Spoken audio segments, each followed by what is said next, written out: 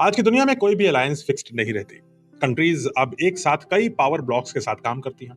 एक multipolar world emerge कर रहा है और इसी चेंजिंग जियोपॉलिटिक्स के बीच इंडिया और रशिया ने एक बड़ा ही इंपॉर्टेंट कदम उठाया है। उसको जानते हैं और ये कदम ग्लोबल पावर इक्वेशंस को रीशेप करेगा। रिलॉस एग्रीमेंट अब ऑपरेशनल हो चुका है। रिलॉस यानी reciprocal exchange of logistics support agreement.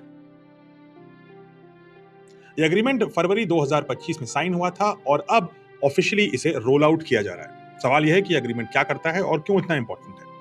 Simple terms में इंडिया और रशिया एक दूसरे की मिलिट्री फैसिलिटीज को यूज कर सकते हैं एक लिमिटेशंस के अंडर। ये आर्मी बेस हो सकते हैं, नेवी पोर्ट्स हो सकते हैं, एयर बेसेस हो सकते हैं और सिर्फ एक्सेस ही नहीं, इस एग्रीमेंट के तहत दोनों कंट्रीज एक दूसरे की टेरिटरी पर डिप्लॉयमेंट भी कर सकती हैं।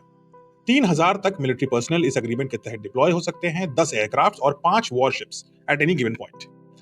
अब ये कोई नॉर्मल लॉजिस्टिक्स पैक्ट नहीं है, ये डीप ऑपरेशनल ट्रस्ट का उभरता हुआ सिग्नल है। ये एग्रीमेंट इंडिया को एक नई स्ट्रेटेजिक डेप्थ देगा, खासकर एक ऐसे रीजन में जो फ्यूचर जियोपॉलिटिक्स के लिए क्रिटिकल है, यानी कि आर्कटिक रीजन, ये उत्तरी ध्रुव के आसपास का जो रीजन है। यहाँ एक्सेस मिलने का मतलब है कि भारत अब उस रीजन में फुटहोल्ड बना सकता है जो फ्यूचर में एनर्जी रूट्स और शिपिंग लेन्स का हॉटस्पॉट बनेगा। दूसरा, रशिया का फार ईस्ट यानी व्लादिवोस्टॉक, ये जो रीजन है, यहाँ इंडिया को एक्सेस मिलेगा पैसिफिक रीजन का और उसमें कनेक्टिविटी और प्रेजेंस भारत को मिलेगी। अब रशिया के पर्सपेक्टिव से भी उसके फायदे समझ सकते हैं। रशिया को मिल रहा है इंडियन ओशन में कॉस्ट इफेक्टिव एक्सेस, यानी रशियन नेवी अब इंडियन बेसिस का इस्तेमाल कर सकती है रिफ्यूलिंग, रिपेयरिंग, रीसप्लाई के लिए, बिना किसी एक्सपेंसिव ओवरसीज बेसिस बनाए हुए। यानी रशिया बिना कोई परमानेंट बेस बनाए इंडियन ओशन में लॉन्ग ड्यूरेशन मिशन सस्टेन कर सकता है। और ये रीजन यानी Indian ocean global trade and energy flow का सबसे क्रिटिकल हब है। यानी कि रिलॉस एग्रीमेंट सिर्फ लॉजिस्टिक्स तक ही सीमित नहीं है, ये एग्रीमेंट वॉर और पीस दोनों सिचुएशन में दोनों देशों को काम आएगा। इसमें शामिल है faster troop deployment, cost sharing mechanisms, barter arrangement और साइंटिफिक एंड मिलिट्री मिशंस के लिए एक दूसरे को सपोर्ट करना। यानी ये सिर्फ एक्सेस ही नहीं बल्कि एक फुल फ्लेजेड ऑपरेशनल इकोसिस्टम बनाएगा। रिलॉस एग्रीमेंट ये दिखाता है कि इंडिया और रशिया अपने डेकेड ओल्ड रिलेशन को एक नए लेवल पर ले जा रहे हैं, जहां सिर्फ डिफेंस डील्स ही नहीं बल्कि जॉइंट ऑपरेशनल कैपेबिलिटीज बिल्ड हो रही हैं।